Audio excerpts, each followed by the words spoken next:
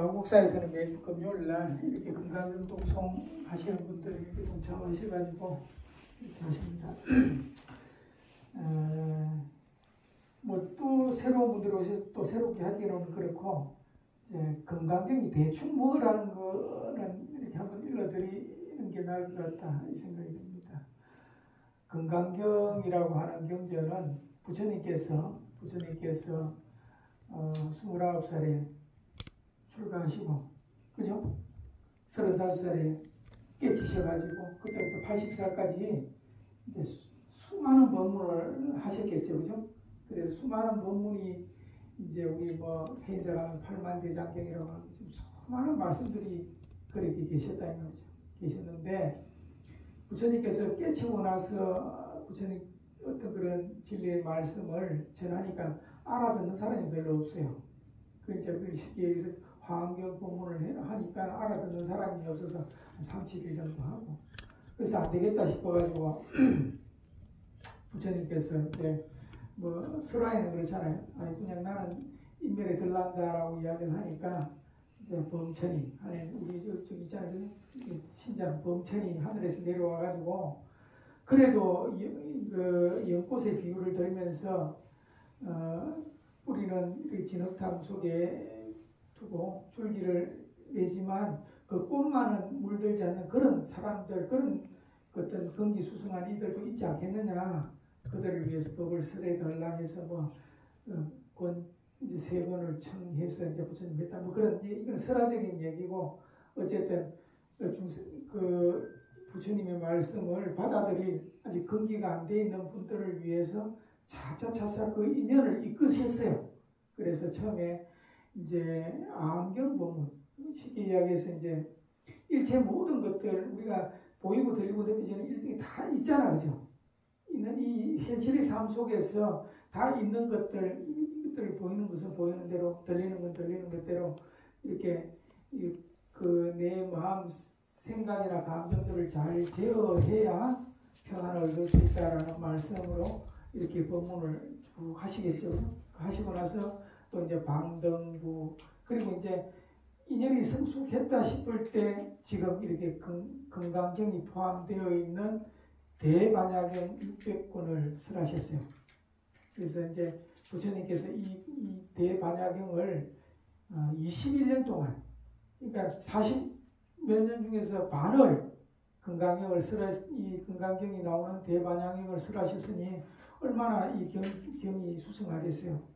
그래서 이 건강경은 이 단독으로 이렇게 떨어져 나와 있는 것이 아니고 원래는 그러니까 4처16회라고 그래서 이 건강경 대반야경 이 법문을 하기 위해서 4군데에 옮기시고 4군데에서 설법을 하시고 16번을 모여서 이 건강경이 나와 있는 대반야경 법문을 들으셨는데 600권, 그 양이 방대해서 600권이나 되는 그 건강경 중에서도 우리가 이제 반야경 중에서도 건강경은 577권에 나오는 능단 건강분이라고 하는 그 한 챕터 한 부분이 건강경이 나오는 것입니다. 그래서 건강경은 일체 우리의 분별들, 생각, 망상들을 깨어 부수는 그런功能을 가지고 있다고 내가 저번 시간에도 말씀드렸어요. 왜 생각을 깨어 부셔야 되고 분별, 망상을 깨어 부셔야 되냐? 우리가 삶을 살면서 잘 분별하고 잘 분별해서 내가 좋은 것을 내가 생각할 때 좋은 것을 취하고 내가 안 좋다는 것을 버리는 것이 이렇게 세상을 잘 살아가는 것인데 왜 부처님께서는 이 분별 망상이라 해서 자꾸 이렇게 깨부시라고 이렇게 말씀을 하셨느냐? 이제 그 부분에 대해서 이야기를 하고자 합니다. 그래서 그냥 뭐 처음 오신 분들도 있고 해서 너무 어려울 수 있으니까 예를 하나 또 들어야 되겠네요. 제가 이제 그 문경의 봉암사라고 하는 절에서 선원에서도 공부를 했었는데 김정옥 씨라고 백자장이 아주 이제 장인이 있어요. 그때가 99년인가 그때 이제 겨울 동안걸 한철 살았는데 한철 사고 나면 해제비라고 하는 게 주는 게 있어요. 그때는 30만 원을 3개월 사니까 30만 원을 이제 약값하라고 주더라고요.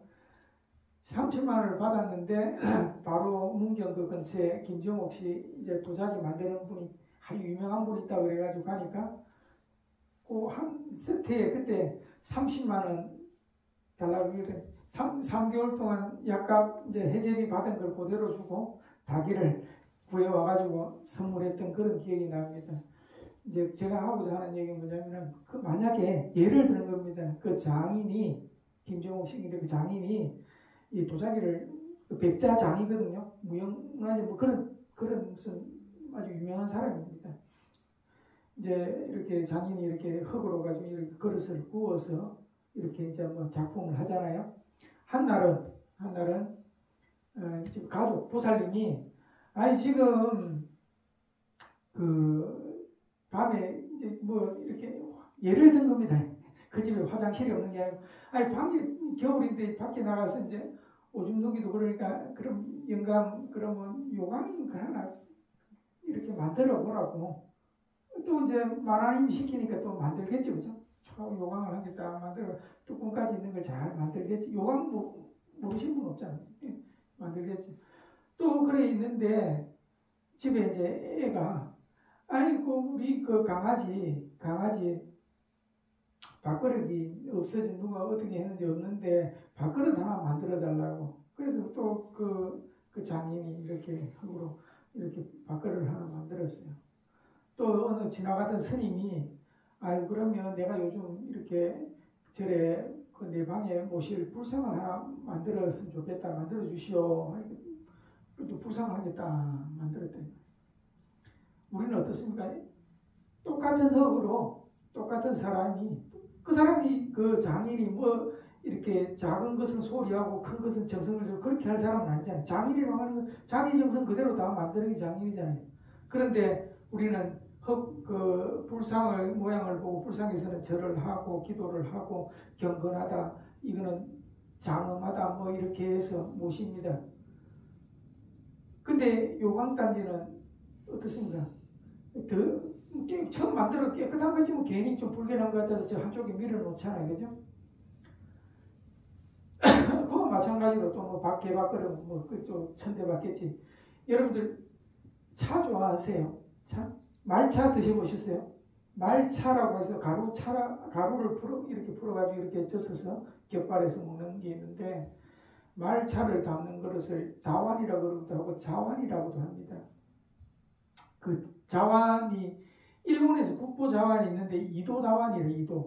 이도란 말이 이렇게 그 우물 닮았다고 해서 인도 뭐 일본 말로 이도가 뭐 그래서 정오다완이라고 하는데 지금 일본에서 있는 그 이도다완이 국보인데 그게 한국에서 가져간 거예요. 한국에서 가져갔는데 이 국보로 자기들 그 사람들 진심이잖아요. 도자기의 진심인데 그게 어디서 이렇게 막 가져갔냐 그 이름 그대로 막사발이라 막사발. 그게 자완 그러니까 말차를 타기 위해서 만든 게 아니고 말 그대로 막사발 이렇게 그냥 편의에 의해서 이렇게 만들어 가지고 이렇게 뭐 물도 뜨고 막 했겠죠. 하다가 나중에는 뭐 또 개 밥그릇 없으면 개 밥그릇도 했겠죠. 그 밖에 그래서 밖에 있는 거 이렇게 막 해놓은 거를 이렇게 굴러다니는 걸 주워 가가지고 제가 국보를 한 거라는 거예요. 제가 왜 이렇게 이야기를 하느냐면은 우리의 중생들의 분별은 어떤 모양을 따르고 이름을 따라서 이건 좋다, 이건 가치가 있다, 이건 가치가 없다. 항상 분별을 통해서 뭔가 이렇게 행복을 구하고자 하죠. 그런데 그 분별이라고 하는 것이 영원히 어떤 그런 실체적인 어떤 진실한 것들을 이렇게 구하고 있는가 하는가 그 물음이 불교의 물음입니다. 내가 지금 원하고 내가 바라고 있는 뭔가 간절한 것이 그 정말 진실한 것인가 되돌아보도록 하는 게 불교의 어떤 그런 가르침인데 우리의 어떤 분별은 이렇게 나누어 놓는다. 이게 좋은 거, 싫은 거, 맛 옳은 거, 그런 거 늘 이걸로 그냥 세상을 살아가고 이것으로 내 행복을 구하기 때문에 영원히 계속 한시도 조용할 날이 없다 이 말이에요. 내가 분별한 어떤 것이 내가 가지고 싶은데 이거 가지고 싶은데 내가 형편이 안 돼서 못 가지면 형편이 안 돼서 못 가지면 괴롭잖아요. 가지고 싶어서 늘 마음속에 있겠지. 가졌더라도 이게 행복하냐 이 말이에요. 가졌더라도 잃어버릴지 모르기 때문에 늘 불안하다 이 말이에요. 그잖아요. 잃어버리면 또 좌절하는 거고. 그래서 우리가 지금 이 분별망상으로부터 이 생각으로부터 이 모양 들리는 모양 또 보이고 들리는 어떤 그런 소리와 모양에 늘 끌려다니면서 좋고 싫고를 늘 반복하는 삶 속에 살고 있는데 그게 진실한 건가 진실하지 않는가를 늘 이렇게 되묻는 것이 불교에서 말하고 있는 그 어떤 수행일 수가 있다 이 말이에요. 그래서 건강경에서는 우리 중생의 일체의 분별을 깨는 것으로부터 분별로부터 자유로워져야 내가 진짜 평안할 수 있다라고 하는 얘기를 하고 있다 이 말이에요. 여러분들 만약에 예를 또 한 가지 더 들면 꿈속에서 내가 보살님하고 만났다 이 말이에요. 꿈속에서 만났는데 꿈속에 나도 있고 보살님도 있다 이 말이에요. 그래서 오래간만에 만나서 내가 대추차도 한 잔 사드렸다 이 말이에요. 그러면 따뜻한 대추차 먹다가 혀가 튀었다. 예를 들어서 꿈속에 나도 있고 꿈속에 보살님도 있고 꿈속에 마셨던 대추차도 있는데 진짜로 보살님이 있냐 이 말이에요. 다시 얘기해서 꿈속에 내가 손을 들었다 이 말이에요. 그럼 손이 든 거냐? 꿈속에서 내가 봤다. 보살님이 봤다. 꿈속에서 봤다면 눈이 본 거냐 이 말이에요. 꿈속에서 들었다 이 말이에요. 보살님 이야기하는 것 들었는데 꿈속에서 들었는데 들었다는 것이 귀로 들은 거냐 이 말이에요. 귀로 들었겠습니까? 꿈속에서 마셨는데 이미 마신 거냐 이 말이에요. 전부 꿈 한바탕이 일 아니냐 이 말이에요. 그냥 꿈을 떠나지 않았다 이 말이에요. 온갖 일이 다 있었다 이 말이에요. 다 있지만 본래 아무 일도 없었죠. 우리의 삶이 다르지 않다라고 하는 게 건강경 얘기다. 일체유의법, 영웅한법. 일체유의법이라는 건 생멸하는 법. 일체 보이고 들리고 느껴지는 이 모든 것이 생긴 것은 다 사라지게 되어 있는 일체 보이는 이 현상계들은 다름 아닌 이게 변하는 것들이고 변하는 것들은 의지할 바 못 되고 의지할 바 못 되는 것은 허망하고 허망한 것을 꿈과 같고 헛개비 같다라고 이야기를 합니다. 그러면 이 허망한 가운데서 그냥 허망하기만 하느냐 이 말이에요. 허망한 가운데서 허망하지 않는 진실이 있다 이 말이에요. 건강경에는 공이라는 것 한마디도 없으면서도 그 공사상을 대변하는 가장 중요한 경전이기도 하다 이 말이에요. 왜냐하면은 일체 드러나 있는 이 진실, 이 드러나 있는 이 현상계는 내 마음의 어떤 진실한 이 거울 속에 비춰져 보이는 것들이다라고 하는 것이다. 그냥 우리가 이걸 이것을 이 실체라고 하는 그 근거를 어디에 두냐? 내가 직접 봤다니, 그냥 내가 직접 만졌잖아요. 그러니까 보고 만진다 하더라도 이게 내가 봤다 하더라도 이걸 내 눈에 넣어가지고 이걸 국에서 내 눈에 넣어서 보는 것이 아니겠죠. 그 말이 뭐냐면은 내가 봤다는 것은 이 사물이 내 망막에 맺혀가지고 시신경을 통해서 이렇게 전기작용으로 내가 무엇이다 할 수도 있잖아요. 그런데 여기서 우리가 있을 수 있는 게 내가 눈이 뭐 나쁘다든지 뭐 더굴놀이에서 누구처럼 정록 생명이면 제대로 못 볼 수도 있는 거 아니에요. 똑같이 우리 본다는 것은 내 마음에 비춰진 것들이에요. 만진다고 하는 것도 내가 만져봤으니까 있는 실체지라고 하지만 어떤 사고로 이렇게 팔이 없는 사람이 그 팔이 없는 부분이 아픈 통증을 느끼거나 간지럽다고 하거든요. 그게 환지통인가 뭐 하는데 일체 우리가 경험하고 있는 이 자체도 사실은 어떤 실체, 어떤 객관적인 실체가 있어서 내가 그것을 경험하는 것이 아니고 일체 모든 것이 다 내 마음에 비추어져 드러나 있는 것을 내가 인식하는 것일 뿐이다 이 말이에요. 꿈 속에서도 분명히 돌은 딱딱하고 불은 뜨겁다 이 말이에요. 분명히 내가 넘어지면 무릎 깨지고 아프다 이 말이에요. 일체 내가 다 경험하지만 사실은 그 경험이 온전한 것이냐 이 말이에요. 왜 이런 얘기를 하느냐면은 우리의 현실 삶 속에서 이 모든 지금 방금 이야기했던 것처럼 꿈속에서 팔을 들어도 팔이 든 게 아니잖아요. 일체 꿈 한바탕이 일이잖아요. 지금 여러분들 지금 눈이 본다고 생각하시겠죠? 귀가 듣는다고 생각하시겠죠? 손이 만진다고 생각하시겠죠? 그런데 방금 숨 떨어진 사람이 눈이 있고 귀가 있고 입이 있어도 보고 듣지 못한다면 그렇다면 보는 게 눈이 아니겠죠? 아니겠어요? 모르겠습니까? 무슨 말인지? 그러니까 마음이라고 이름 붙이는 것도 사실은 뭐 우리가 마음이라고 이야기를 하는데 진실한 내가 보겠지, 그죠? 보는 게 내가 아닐 거냐, 그죠? 눈이 보는 게 아니겠지, 그잖아요. 실제로 눈이 있지만 못 보잖아요. 이 보는 게 진짜 내겠죠, 그죠? 안 그러겠어요? 그러니까 그 나라고 하는 것을 뭐 여러 가지 이름이 붙어 있어요.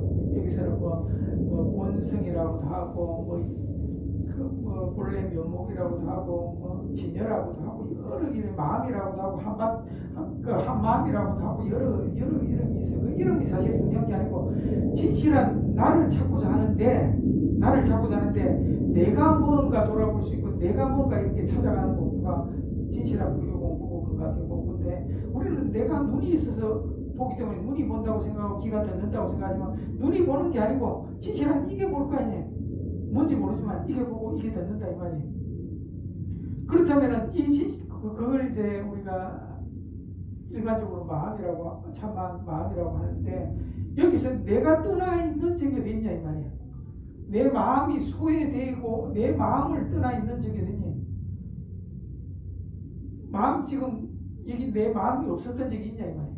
내가 아닌 적이 있냐 이 말이에요. 늘 이 진실 속에서 살고 있으면서 내가 누군지도 모르고 그냥 보이는 데 들리는 데 끌려다니는 게 중생의 모습이다.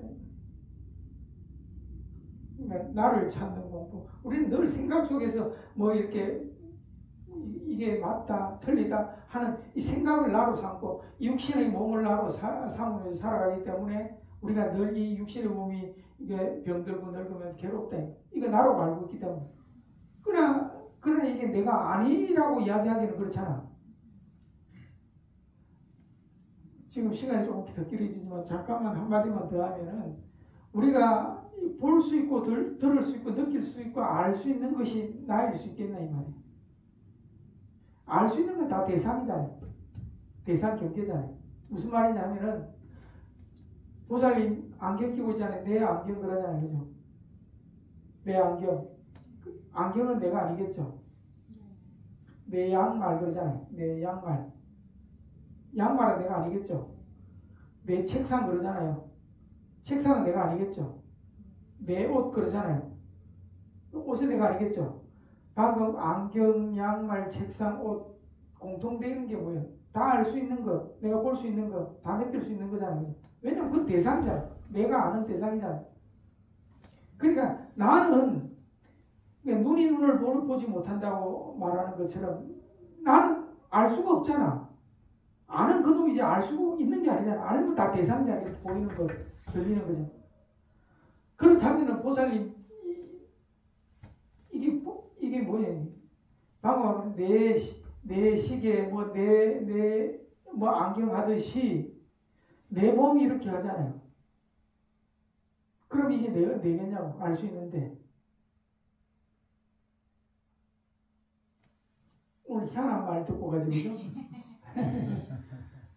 우리는 이 생각 감정이 나라고 생각하고 이 육신의 몸이 나라고 생각하면서 그냥 너무도 당연하게 생각하고 살아가고 있는데 진실한 내가 뭔가 찾는 이 공부가 바로 건강경이다 라고 하시면 됩니다. 그래서 뭐 깊은 얘기는 좀 그렇고 그래서 건강경 이렇게 한자 열심히 독송하고 또 하다 보면 그 시적 인연이 있어서 또 건강경 법문을 듣게 되고 하면 내 마음이 좀 밝아지고 또 그런 인연으로 지실한 나를 찾아가는 그런 인연이 있을 거라 생각합니다.